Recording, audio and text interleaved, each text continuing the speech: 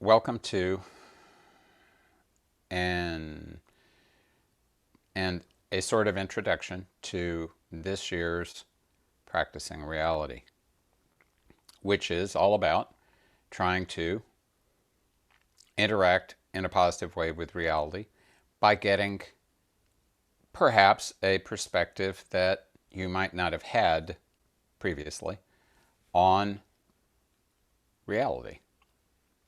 Last year, we looked at reality through the lens of the five koshas: the annamaya kosha, physical body; the pranamaya kosha, the pranic body; the manomaya kosha, the mental body; the vijnanamaya kosha, the causal body; and the anandamaya kosha, the greater causal body. And this year, we're going to do it from the perspective of the senses. The five senses, and I say five senses because because most of us are habituated to thinking in terms of five senses, and because the Sankhya philosophy, which is the basis of Ayurveda, Yoga, Tantra, Vastu, etc., also focuses on five senses. In reality, there are other methods that our organisms use to sense things besides these only five senses. But each one of the senses is connected to one of the five elements, and that makes it very useful to assist us to look at it from a generally Sankhya point of view, which is how we will generally be looking at it. However, there are, in addition to these five senses that we think of as being the five senses, they are, from the Sankhya point of view, really the jnanindriyas, the senses of knowledge, the senses through which we take in information into the world. And the organs that we use to act in the world are also regarded in Sankhya as being senses. They are also called indriyas. And they are the five karmendriyas, the five senses of action. So the senses of knowledge take in information, and then it's operated on by our awareness in various methods, which will be part of what we look at, and how the information comes in and what can go wrong with that information when it comes in, etc., etc. That's all going to, we'll cover all of that, or we'll cover some of that. I shouldn't say all, because it's like everything else, this is a gigantic, vast topic. And then, after your processing unit has processed everything, then what happens is it sends messages to these five organs of action in your organism, and the five organs of action tell you, or rather tell your body, what it should do. And the five organs of action are the tongue, which represents all kinds of communication. So even if you use sign language, you may be using your hand, but it's still the faculty of communication that you're using. You happen to be using a different organ, but it is the faculty of communication. Normally it's your tongue, but you could use other methods. Body language is a method of communication. And that relates, like the sense of hearing, speaking and hearing are intimately connected. That's connected to the element of space, akasha. And vayu, the element of air, is connected to the sense of touch and is also connected to the hands. And that's the karmendriya, the sense of action, of manipulation. Manipulation means using the hands to do things. And if instead of you use your hands, you use your mouth, maybe you paint with your mouth or you paint with your foot, then at that time, your mouth or your foot is behaving like a hand. So it is using that sense at that time. That sense is flowing through that organ. The fire element is related to the sense of sight, and it is connected to locomotion. And that is symbolized by the feet. If you walk around on your hands, then your hands are using the sense of locomotion instead of the sense of manipulation. At that moment, that sense is flowing through that organ. Then we have the water element, and that's connected to the genital organ, and that rules procreation and also any kind of creation. So any kind of creativity is related to the water element and the sense of taste, not only taste in the mouth, but aesthetic taste also. And the earth element is connected to the sense of smell, and it's connected to the organs of elimination. And those, of course, are chiefly sweat, urine, and feces, but symbolically it's the anus that relates to elimination. So we're going to consider the 5 senses of cognition, the 5 senses of action, how they connect with one another, how they work harmoniously, how they may get disturbed, what the implications are for the actions of the various senses. All of this we're going to examine. And each week we're going to try to examine the world from the perspective of a particular sense. So as if the first week will be about the sense of smell. So it would be as if you were channeling your eyes and your ears and your skin and your tongue all through your nose. And your nose was your predominant sense, and it was telling everything else what to do. A different perspective on reality than most humans use. This is now, if we were talking about a dog, the dog sense of smell is, in many ways, its chief, most predominant sense of smell. It is the thing that often overrides lots of other things. At different times in the experience of a dog, it may be the ear or something else, or even the eye. For humans, it is almost always the eye. So we're going to try to employ 5 different perspectives to try to look at the world in 5 different ways. Sense organs have been part of life ever since there has been life, because life, to really be alive, you have to have some kind of sensation. Perhaps there were some very, very primitive forms of life that had no sensation, but everything else is paying attention to 2 important things: where the food is located and how to avoid becoming food for something else. This is the basic reality of all life.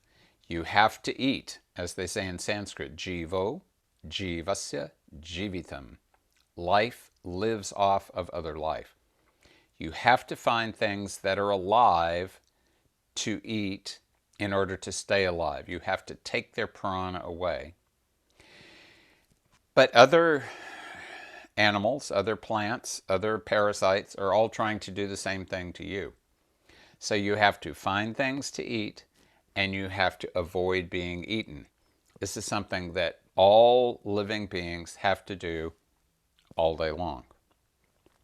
And that's what the sense organs are assisting us to do. So even among bacteria, there is a faculty that is not that well understood so far and is currently called quorum sensing.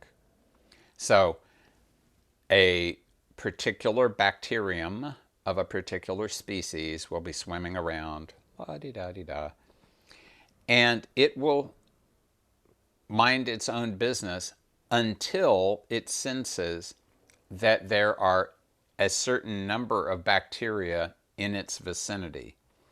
And when that happens, then that means that that group of bacteria can change and start doing something new and different.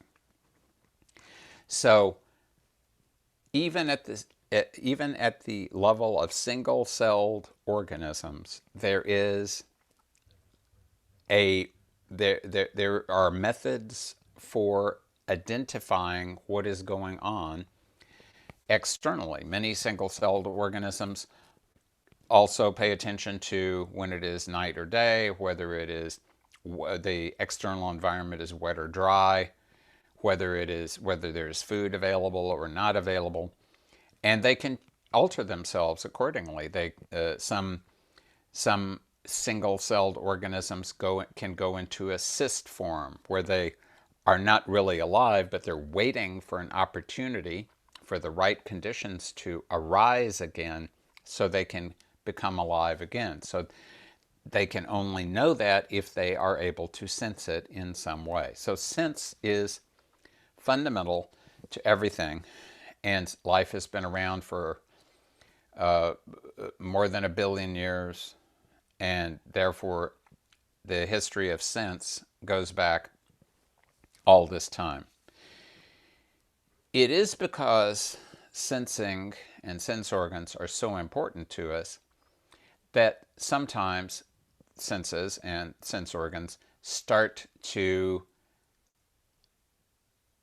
take over the organisms that they are part of, and then the agenda of the organism becomes more like the agenda of the sense organ. And this has been understood in India since many thousands of years, and that's why restraint of the senses has been such a focus for so many people for so long. Vimalananda liked to tell a story about a king and his gardener. And the king was also a poet. And the king one night was pacing on his balcony because he was trying to write a poem and he wasn't getting the next line.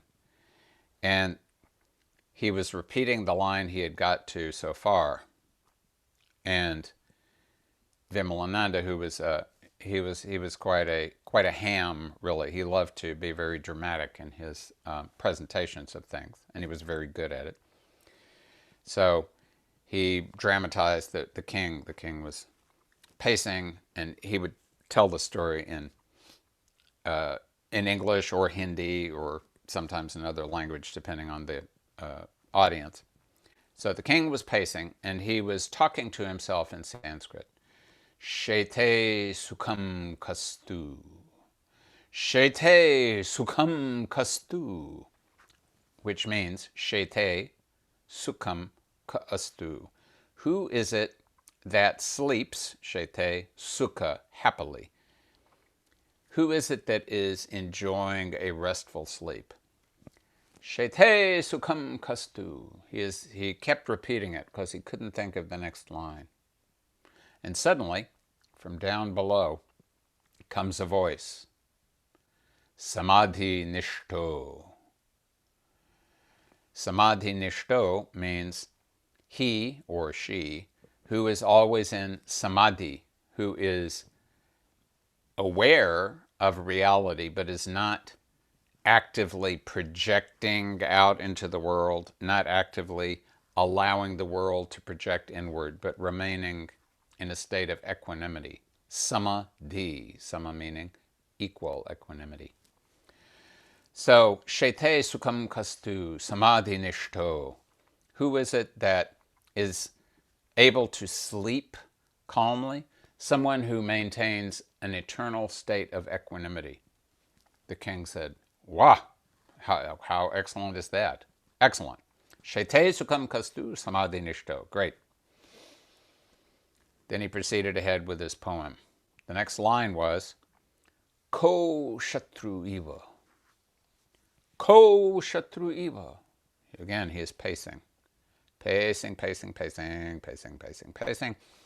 Ko shatru iva. And then, again from below, comes a voice. Nijendriyani. So, ko shatru iva means who are the enemies, or what is inimical to me? And the answer was Nijendriyani, your own personal sense organs. Your own sense organs are your enemies. The implication being, if your sense organs are not controlled, because they will drag you. Your sense of smell will drag you in the direction of eating too much. Your sense of taste will do the same thing. Maybe the sense of smell will drag you into spending too much money on expensive rose attar or something like that. Your sense of sight will drag you into everything. Your sense of touch will drag you into something. Your sense of hearing will drag you over somewhere. Your sense organs are dragging you because that's what the senses are supposed to do. They're supposed to tell you what is desirable and tell you what is not desirable. But you have to be in charge of the senses. If you're not in charge of them, they become your enemies. And then the king was pleased again because it's perfect and it's also true. Who are the enemies? Ko shatruiva, nijendriyani, your own sense organs. And then he had the third line, and the third line was Mitrani Kani. Mitrani Kani. If these are my enemies, then who are my friends? Who are my friends? And of course he is pacing again. Mitrani Kani. Kani Mitrani, who are my friends? And after a while, again from below comes a voice. Jitendriyani. Jitendriyani. Jita means conquered.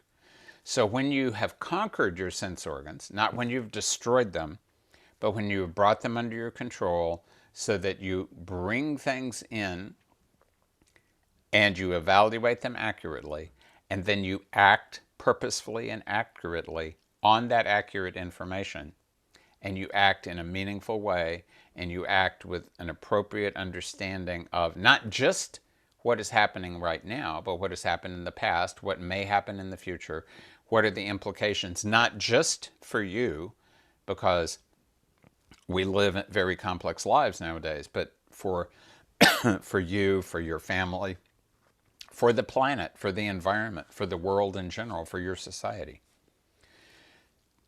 And if the sense organs are being properly managed, then they will provide you the information. They will not try to cause you to move in a particular different direction. They will just provide you the information, and then they will act appropriately. And the king was overjoyed. Mitrani Kani, Jitendriyani. So the poem was finished. The king was happy. And then he thought, who is it that is giving me this excellent information? And he called down, who are you? And the guy said, well, I've been acting as your gardener, but only long enough until I could give you this upadesh, this teaching. And now I'm going to go back to where I belong, off in the forest, and continue with my own sadhana. So, in short, this is the message that we want to achieve in life. We want to achieve being able to sleep like the proverbial baby, not the baby with colic, not the baby that is crying all night long, but the baby who is completely relaxed and enjoying has just enjoyed some nice milk and is utterly unafraid, undisturbed, and sleeping with great calm. And you can do that if there is equanimity. You will not have equanimity if the senses are not under control. Then they will be your enemies. You will have equanimity only if the senses are under your control, and then they become your dearest friends. So,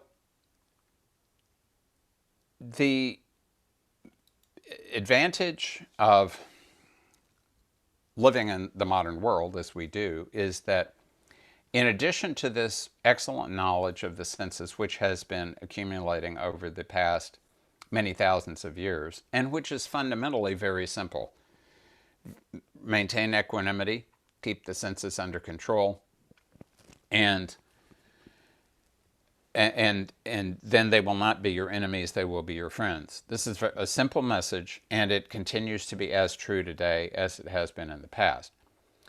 The problem, as it has been in the past several thousand years and is becoming rapidly more of a problem,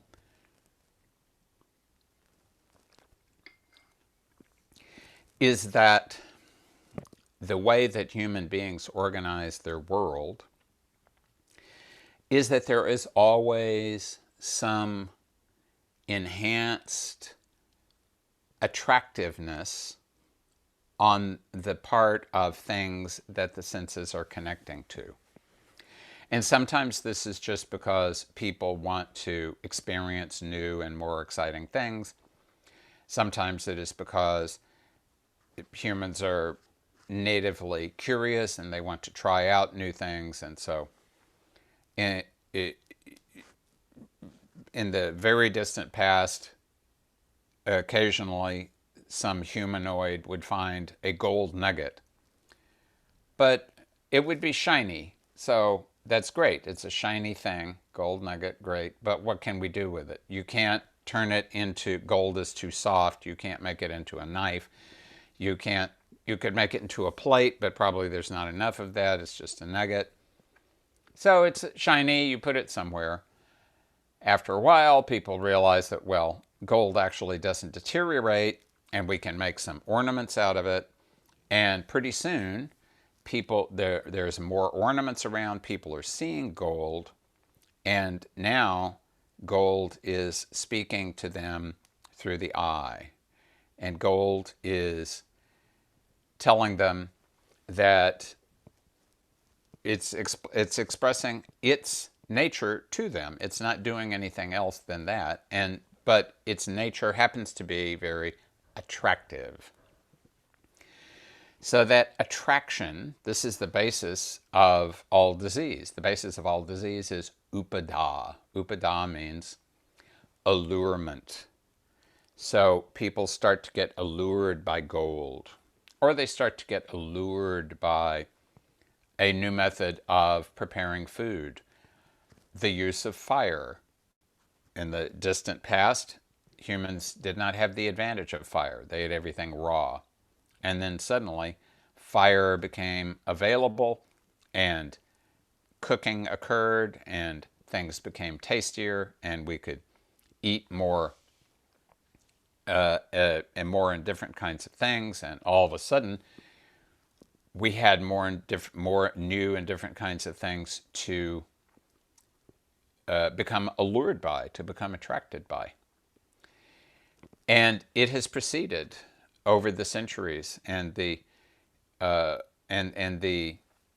millennia until, of course, now and for the past few hundred years, we have advertising, which works very hard to create attraction on the part of the senses so that we are drawn to providing our attention, which means our prana. We are drawn to providing possibly our money, possibly our political influence, whatever.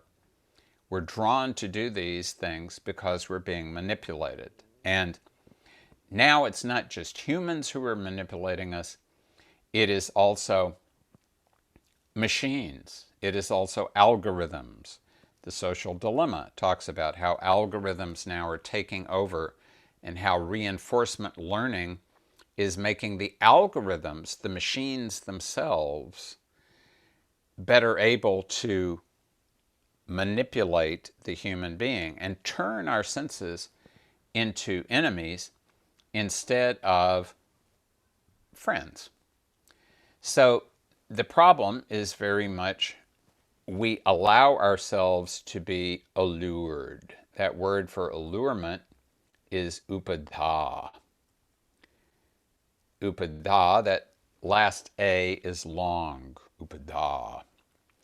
And da means to have a firm foundation. Da means to be steady. Da means to be stable. Da means the thing that you rely upon for your stability. And upa means secondary. So if you were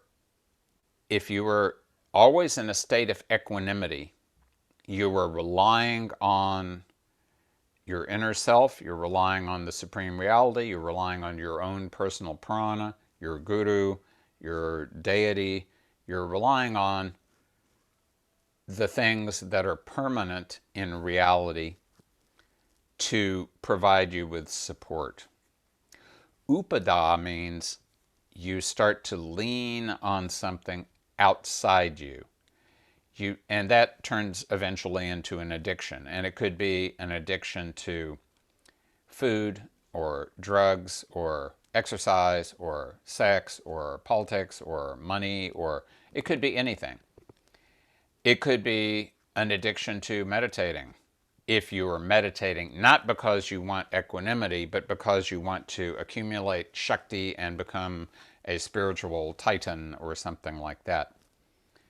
You can become addicted to anything, as Vimalananda said. The only thing that you are wise to become addicted to is God. Becoming addicted to God is a good thing. And if you're going to really become addicted to God, then you're going to have definite equanimity for everything else, because everything else will happen. You will do your job as you need to do, but on the inside, you will always be focusing on that eternal reality from which you have come and to which, when you die, you're going to go back to. So, everything, well, maybe not everything, but many things that have to do with the senses, we're going to consider during practicing reality this year. But fundamentally, the fundamental message is going to come down to this message, and this is a simple message, but it's a message that